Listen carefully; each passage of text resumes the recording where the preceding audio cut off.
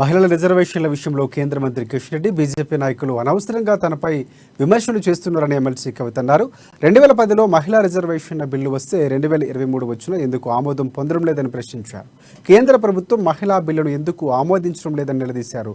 మహిళా reservation bill కోసం వచ్చే డిసెంబర్లో మరోసారి దీక్ష చేస్తామని ప్రకటించారు. ఈ దీక్షకు సోనియా గాంధీ, ప్రియాంక గాంధీ, స్మృతి ఇరానీ సహా మహిళా నేతలను ఆహ్వానిస్తామని తెలిపారు.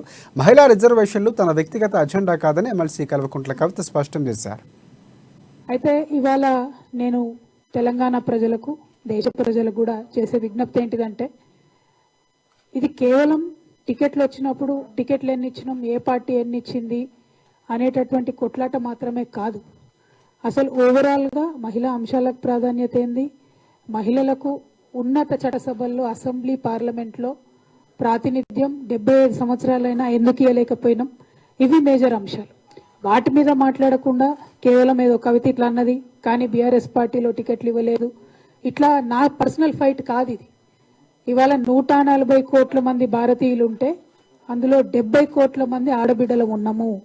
ఆ 70 కోట్ల మందికి కూడా వారి ఫ్యూచర్లో ఏంటి అన్నది ప్రశ్నార్థకంగా ఉన్నది. మహిళలకు అవకాశం